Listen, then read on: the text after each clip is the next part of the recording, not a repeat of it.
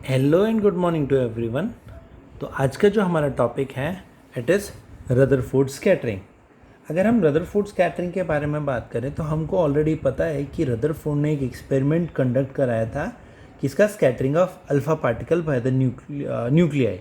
एक gold foil ली थी, उसके ऊपर अल्फ़ा पार्टिकल्स इंसिडेंट करवाए थे और जिसकी वजह से जो पार्टिकल्स हैं वो स्कैटर हुए थे due two nuclei.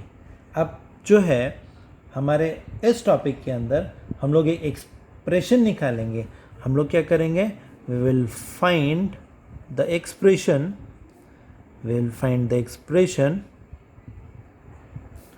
For the differential cross section for the differential scattering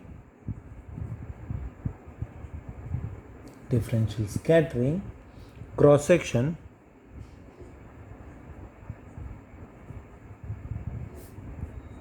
for such scattering. ये जो स्कैटरिंग हुई उसके लिए हम लोग डिफरेंशियल क्रॉस सेक्शन निकालेंगे, डिफरेंशियल स्कैटरिंग क्रॉस सेक्शन निकालेंगे। ठीक है। अब हमारे पास हमने क्या है कि मान लो फॉर एग्जांपल हमारे पास एक न्यूक्लियस है। ठीक है, दिस इज़ द न्यूक्लियस। ठीक है, अब ये जो न्यूक्लियस है उसका चार्ज आ गया Z-E। ठीक है, अब इस न्यूक्लियस, ठीक है, कि इस न्यूक्लियस में एक जो है इसको हम लोग अज्यूम कर लेते हैं ZE, और ये जो न्यूक्लियस है इस न्यूक्लियस से स्कैटरिंग हो रही है एक पार्टिकल की। ठीक है, ये जो पार्टिकल की स्कैटरिंग हो रही है वो कुछ इस तरह से हो रही है। ठीक है, इस तरह से आ रहा है, इस तरह से जा रहा है। ठीक है, तो हमारे पास जो है न्यूक्लियस है और उस न्यूक्लियस का जो चार्ज है दैट इज़ ZE, और हमारे पास एक पार्टिकल है जो कि स्कैटर हो रहा है ड्यू टू दिस न्यूक्लियस, उसका चार्ज है Z-E।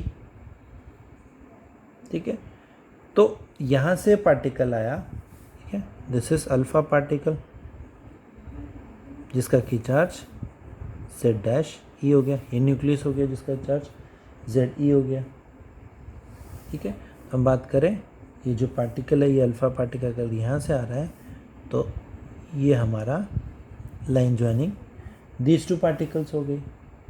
तो अगर बात करें ये लाइन सीधी जा रही है। ठीक है, और इसके अजम्पटोड्स की बात करें तो इसका अजम्पटोड जो है कुछ इस तरह से जाएगा ये, और दूसरा जो है वो कुछ इस तरह से जाएगा, और अजम्पटोड जो एंगल बना रहे हैं वो एंगल यहाँ पर बनेगा। ये पूरा एंगल जो है वो जाएगा फाई, और ये वाला जो एंगल है दैट विल बी θL। ठीक है, ये पूरा फाई हो गया, ये 5/2 and again this is also 5/2।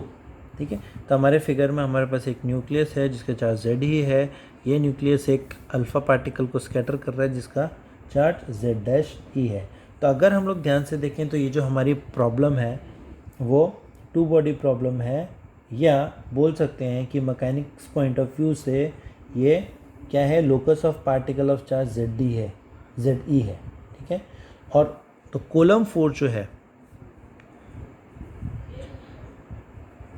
Kolam force between these particles, वो क्या हुई Coulomb force, that is F is equals to दोनों का Q1 Q2 divided by R²। Q1 है Z और Z' हो गया Z' E into is E² divided by the distance between them is R²। ठीक है, तो हमारी ये जो प्रॉब्लम है ये सेंट्रल फोर्स की आ गई।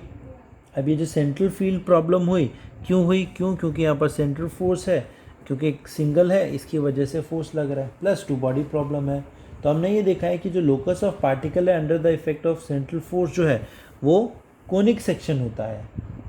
ठीक है, तो हमको क्या है, कोनिक सेक्शन की इक्वेशन निकालनी पड़ेगी।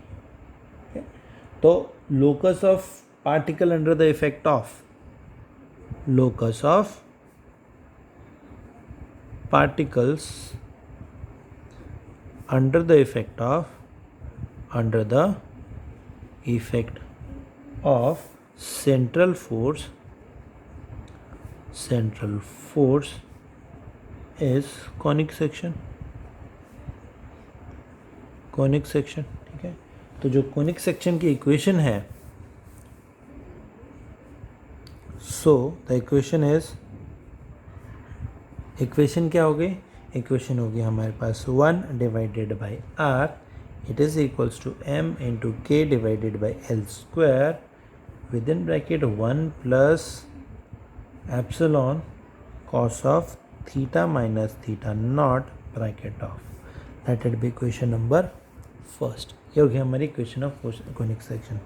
यहाँ पर क्या हमारे पास m क्या हो गया? मास ऑफ पार्टिकल हो गया। कौन सा? प्रोजेक्टाइल। यहाँ पर जो है कौन सा हो गया? अल्फ़ा पार्टिकल हो गया हमारे पास। फिर उसके बाद L जो है, L इज एंगुलर मोमेंटम, ठीक है। किसका? प्रोजेक्टाइल पार्टिकल का, इन R थीटा कोऑर्डिनेट सिस्टम। अब R थीटा में थीटा जो है वो एंगुलर कोऑर्डिनेट है, ठीक है। ये स्कैटरिंग एंगल नहीं है, it is the angle coordinate. यहाँ पर थीटा जो है this is angle coordinate, it is not the scattering angle theta. और जो k हो गया, k it is the constant of force, और हमको पता है कि यहाँ पर F जो है force under inverse square law, it is k divided by r square, ठीक है। और हमारी प्रॉब्लम में जो फोर्स है वो क्या बोल सकते हैं? F इज इक्वल्स टू, ये हमने ऑलरेडी ये निकाला है, that is z dash E square divided by R square, ठीक है। ये आ गया। तो हम क्या बोल सकते हैं कि दोनों इक्वेशन को इक्वेट करो। दोनों इक्वेशन को इक्वेट करेंगे तो ये क्या बचेगा हमारे पास? Minus of K R square, ये बचेगा हमारे पास minus of K divided by R square, it is equals to z dash E square divided by R square. R square से आर स्क्वायर कैंसिल, तो हम बोल सकते हैं कि k is equals to minus of z dash E square, ठीक है। Let it be equation number second. यहाँ तक आ गया। तो अब यहाँ पर जो है अगर इसकी बात करें, ये जो एप्सिलॉन लिखा है हम लोगों ने, epsilon is the eccentricity, it is the eccentricity of conic section, that means कि ई क्या बताता है? ये बताता है कि कोनिक सेक्शन में जो शेप है वो सर्कल से कितना डिविएट हो रहा है। और eccentricity it is given by under root of 1 plus twice of E L square divided by M K square, that is be equation number third. अगर मान लो थीटा नॉट जो है ये क्या है? It is constant of integration, ठीक है। That means कि ये method of obtaining the locus हो गया। और जो ई है इट इज़ द एनर्जी किसकी? Of alpha particle. अब मान लो अगर अल्फा पार्टिकल है उसकी पॉजिटिव एनर्जी है, दैट मीन्स एसेंट्रिसिटी जो है वो ग्रेटर देन 1 हो जाएगी, ठीक है। क्यों? As alpha particle moves with positive kinetic energy, that means eccentricity जो है greater than 1, तो बोल सकते हैं hence locus of alpha particle is hyperbola, क्योंकि पता है हमको अगर एसेंट्रिसिटी की वैल्यू ग्रेटर देन 1 होगी तो वो हाइपरबोला होगा। Now if we take that theta not is equal to 0, constant of integration is 0, तो by equation 2, 3 in equation number first. Substituting the value of 2 and 3 in equation number first. That means के की value और eccentricity की value हम लोगों ने equation number first में डाली. इक्वेशन नंबर फर्स्ट कहती है हमारे पास दैट इज कोनिक सेक्शन की 1/r is equal to mk/L² 1 plus. तो हम यहाँ पर के की वैल्यू डालेंगे एंड एसेंट्रिसिटी की वैल्यू यहाँ पर. तो हमारे पास हो जाएगा that will be equals to 1/r is equals to हमारे पास इक्वेशन आई mk/L², mk divided by L square within bracket आगे 1 plus epsilon theta minus theta naught. ये हमारी इक्वेशन. अब यहाँ पर थीटा नॉट की वैल्यू 0, ये 0 कर दिया हम लोगों ने, और जो एसेंट्रिसिटी की वैल्यू ये डाल दी. ठीक है. तो और के की वैल्यू जो है, के की वैल्यू हम लोगों ने क्या सब्सटीट्यूट की minus z dash E square. तो that will be equals to 1/r it is equals to mk/L², m और k की वैल्यू क्या हो जाएगी, ये हो जाएगा m, और k की वैल्यू जो है that is minus z dash E square K divided by L square and 1 plus epsilon. Theta naught की वैल्यू 0 हो गई तो epsilon cos of theta naught, sorry यहाँ पर कॉस ऑफ रह गया, cos of theta minus theta naught ये आ गया. तो माइनस बाहर लिख सकते हैं. It is equal to minus mz dash E square divided by L square 1 plus epsilon cos of theta naught bracket of. ठीक है. Let it be question number 4. ये आ गया हमारे पास. अब मान लो S जो है ये क्या हो गया, स्कैटरिंग पैरामीटर हो गया. It is the scattering parameter and V not क्या हो गया, it is the velocity of alpha particle. ठीक है. तो एंगुलर मोमेंटम जो है, एंगुलर मोमेंटम क्या हो जाएगा, angular momentum L will be equals to m v not s हो जाएगा. अब ये हो गया.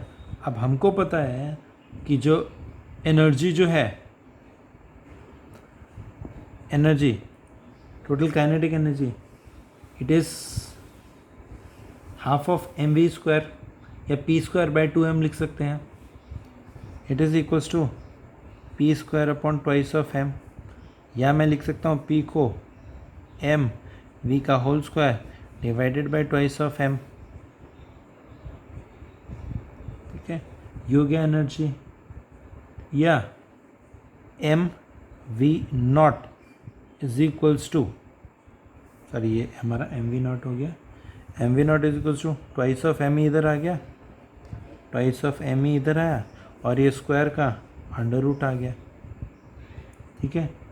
अब अगर मैं दोनों साइड में s मल्टीप्लाई कर दूँ, यहाँ पर s तो यहाँ पर s, तो ये M V naught S angular momentum L हो जाएगा. It is equals to s under root of twice of M E आ गया.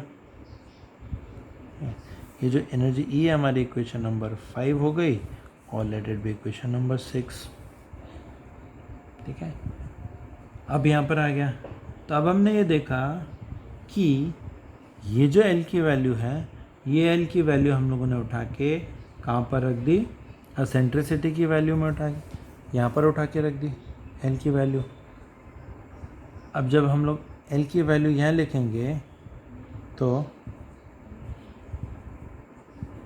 substituting L in equation number 3. ठीक है. और L एंड K की वैल्यू भी साथ में रखनी है. जब उठा के सब्सटीट्यूट करेंगे तो eccentricity E is equals to under root of 1 plus twice of E, L square की वैल्यू अगर मैं इसको स्क्वायर करूँगा तो twice of M E S square हो जाएगा, twice of M E S square हो गया, डिवाइडेड बाई एम। अब के की वैल्यू क्या है हमारे पास, के की value Z dash E square, minus of ये है तो Z dash square E square हो जाएगा, that is Z dash E square का होल स्क्वायर हो गया। तो अल्टीमेटली मैं क्या बोल सकता हूँ, 2e का स्क्वायर, m से m कैंसिल हो जाएगा, तो 2 का स्क्वायर, e का स्क्वायर, s का स्क्वायर डिवाइडेड बाई s पूरे का स्क्वायर। तो ये जो इक्वेशन है, ये इक्वेशन क्या हो जाएगी हमारे पास, that will be equals to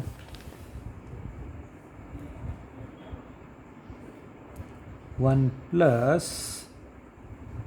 twice of E S divided by Z dash E square का whole square raise to power 1/2, let it be equation number 8।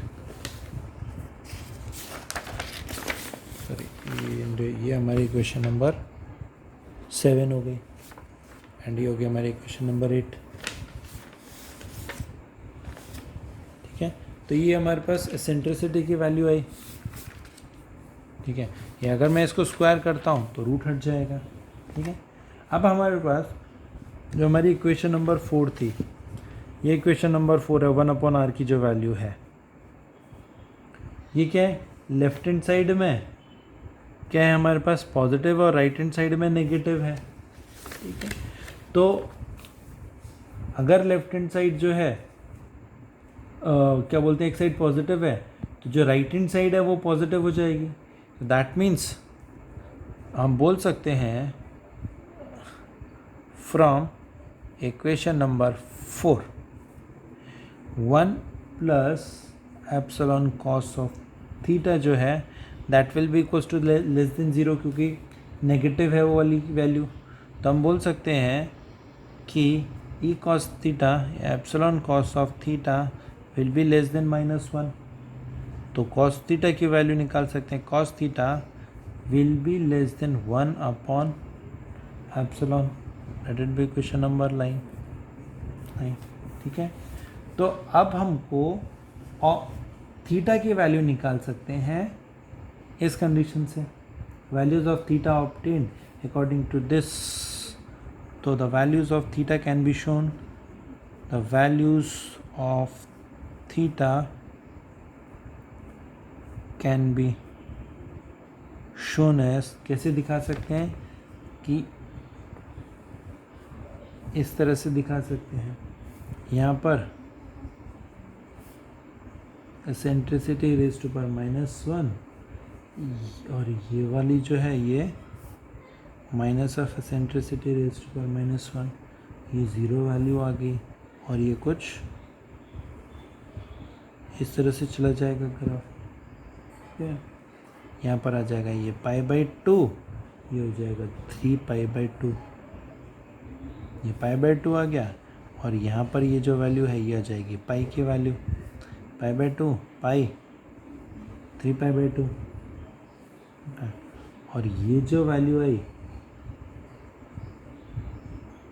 यहाँ पे, this is the angle phi. ठीक है, तो जो रेंज ऑफ थीटा वैल्यू जो है वो रेंज पूरी यहाँ से यहाँ तक आ जाएगी। ठीक है, अब अगर हम लोग ध्यान से देखें हमारी कि यहाँ पर अल्फ़ा पार्टिकल जो है, अल्फ़ा पार्टिकल क्या कर रहा है, अप्रोच कर रहा है, इन्फिनिटी से अप्रोच कर रहा है न्यूक्लियस को। ठीक है, तो एंगल ऑफ स्कैटरिंग जो है, angle of scattering theta L जो है that can be written as पूरा का पूरा pi minus phi. Theta L is equals to ये पूरा का पूरा पाई हो गया, pi minus phi is equals to theta L. तो बोल सकते हैं कि therefore theta L is equals to pi minus phi, यह हो गया, जहाँ पर फाई जो है it is the angle between the asymptotes ASYM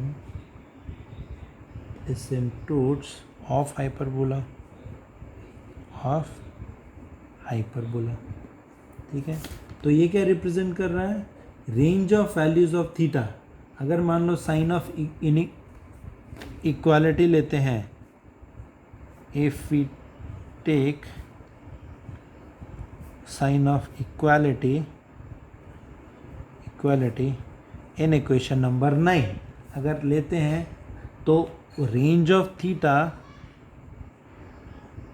में range of theta will be from 0 to 5/2, ये रेंज आ जाएगी। तो हम बोल सकते हैं cos ऑफ 5/2 जो है that will be equals to +1/एप्सिलॉन, ठीक है। ये हमारे हो गए, ये होगी इक्वेशन नंबर 10 और ये हो गया हमारी इक्वेशन नंबर 11, ठीक है। तो अब 5 जो है 5/2 है, तो हम बोल सकते हैं cos of 5/2 minus 5/2 will be equals to sine of theta L/2 और दैट इज इक्वल्स टू 1/एप्सिलॉन, ठीक है। ये ले लिया हम लोगों ने 5 माइनस पाई, ये एलसीएम लिया 5 minus pi is theta upon L, sine pi minus theta, sine 90 minus theta, 5/2 90 minus theta is sine of theta, ये लिख सकते हैं हम लोग। तो इस फॉर्म में अगर मैं इसको इन्वर्स करूं, ये 1/एप्सिलॉन है, तो एप्सिलॉन इज इक्वल्स टू 1/साइन थीटा, तो 1/साइन थीटा इज कॉसेक थीटा। और इसको अगर मैं कॉट के फॉर्म में लिखना चाहूँ, अगर कॉट स्क्वायर थीटा L/2, ये क्या होता है कोसेक स्क्वायर -1, तो कोसेक स्क्वायर थीटा L/2 -1, ये जो वैल्यू है ये वैल्यू मैंने यहाँ से ले लिया, ये क्या हो गया एप्सिलॉन स्क्वायर हो गया, this is equals to epsilon square -1, ठीक है। ये इक्वेशन नंबर 12, ये इक्वेशन नंबर 13, ठीक है। अब ई स्क्वायर की वैल्यू हम लोगों ने कहाँ से उठाई, इक्वेशन नंबर 8 से, ठीक है। Substituting the value of E square from equation number 8, ठीक है। जब इक्वेशन नंबर 8 से सब्स्टिट्यूट किया, देन वी विल हैव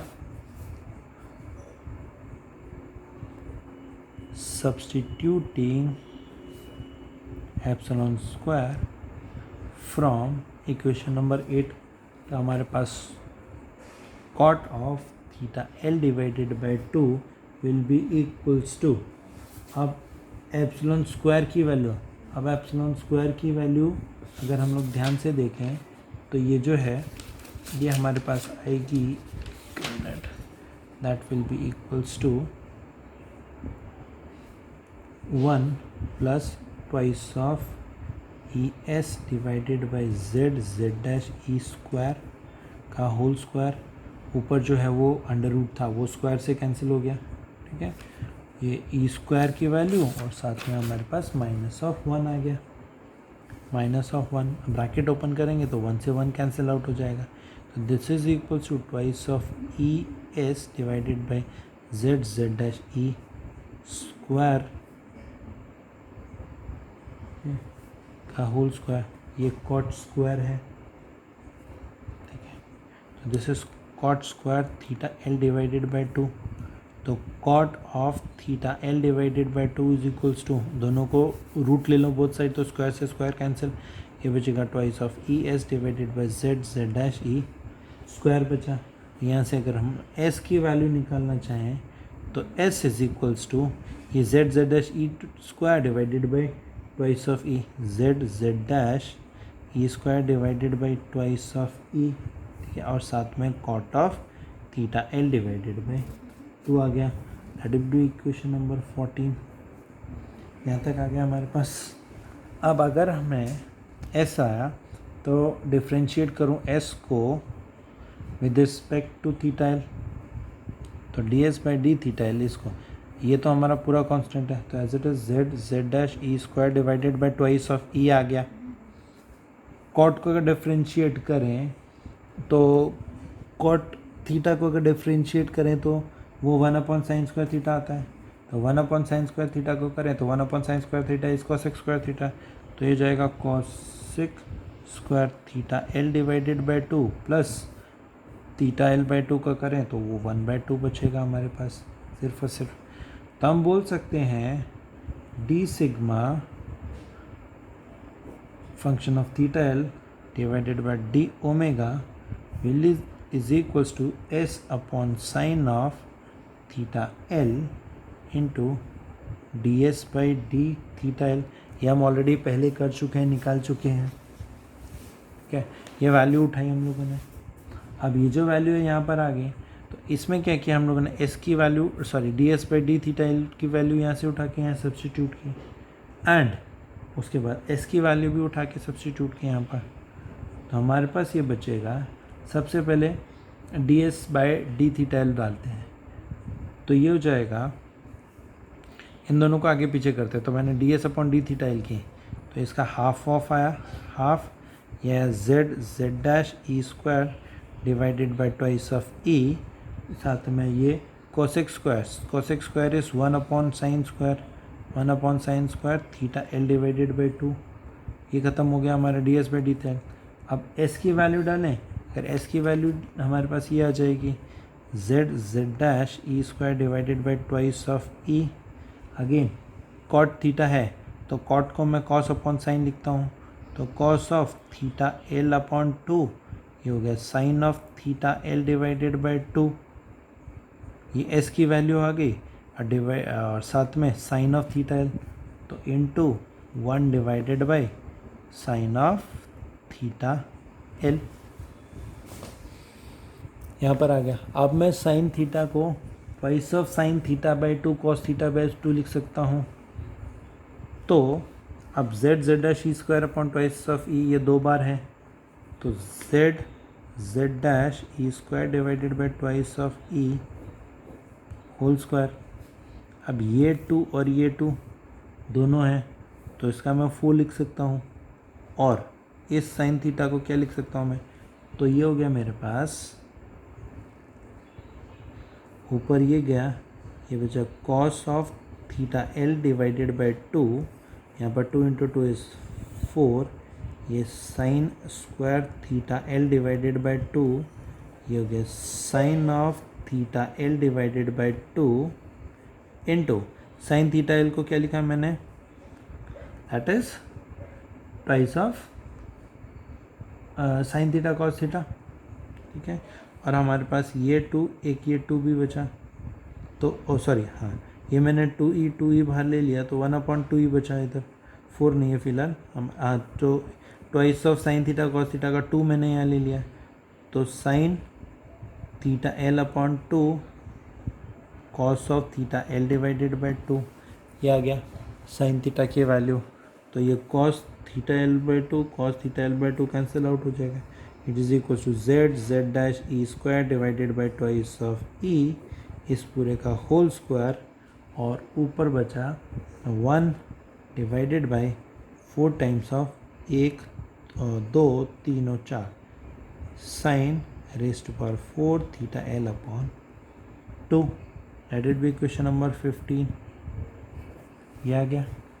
ठीक है, ये जो एक्सप्रेशन है ये किस लिए है, differential scattering cross section for Rutherford scattering. ये क्या है, differential scattering cross section for Rutherford scattering. ये है D sigma theta L upon d omega. अब सिमिलरली हम लोग यहाँ पर टोटल क्रॉस सेक्शनल एरिया निकाल सकते हैं।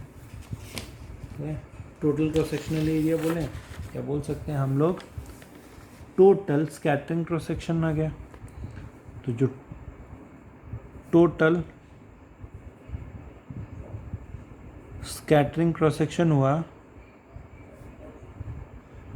वो हमको दे सकते हैं sigma at is equals to integral of d sigma upon d omega sine of theta L d theta L d phi, हमको पता है वो फाई के ऊपर डिपेंड नहीं करता, इसलिए फाई को हम लोग नेग्लेक्ट कर सकते हैं। दिस इज इक्वल्स टू, अब यहाँ पर क्या किया, इसको सीधा सॉल्व किया। अब ये जो था 0 to पाई एंड 0 to 2 पाई है, तो 0 to 2 पाई का हम लोगों ने 2 पाई लिख लिया यहाँ पर हमारे पास, और अंदर जो बचा, अंदर D sigma upon d omega जो है उसकी वैल्यू सब्स्टिट्यूट की। यहाँ पर जो है ये जो D sigma upon d omega की ये वाली वैल्यू आ गई पूरी की पूरी, तो ये आ गई z dash E square upon twice of E का whole square into 1 divided by 4 sine raise to power 4 theta L divided by 2। ठीक है, इस पूरे का इंटीग्रेशन भी आएगा 0 to पाई, और साथ में हमारे पास यहाँ पर क्या बचा, ये आ गया डिनोमिनेटर और न्यूमिनेटर में, और साथ में हमारे पास क्या बचा, sine of theta L d theta L. ठीक है, डी फाई नेग्लेक्ट हो गया। दिस इज इक्वल्स टू, अब ये भी कांस्टेंट है तो मैं लिख सकता हूँ 2 pi z dash E square divided by twice of E, इस पूरे का whole square integral of 0 to pi ऊपर sine of theta L. Sine theta को क्या लिख सकता हूँ मैं, twice of sine theta by 2 cos theta by 2, तो ये क्या twice of sine theta L by 2 cos theta L by 2 all divided by sine raise to power 4 theta L divided by 2, this is D theta L. एक sign से ये sign कटेगा। ठीक है, और हम लोग क्या कर सकते हैं कि जो sign theta L divided by 2 का है और इसको इवैल्यूएट करेंगे। ठीक है, साइन थीटा एल अपॉन 2, इसको हम लोगों ने टी ले लिया। ठीक है, तो cos theta divided by sine T और डी टी के फॉर्म में करेंगे, तो हमने क्या किया, let sine of theta L divided by 2 it is equals to T. ठीक है, एंड इवैल्यूएटिंग द इंटीग्रल, जब इसको इवैल्यूएट किया तो हमारे पास जो टोटल स्कैटरिंग है that leads to be infinity. ठीक है, इस पूरे की वैल्यू जो है वो इन्फिनिटी आ जाएगी, तो ultimately multiplied by anything is infinity. ठीक है, तो अगर मैं इसका फिजिकल इंटरप्रिटेशन बोलूँ, फिजिकल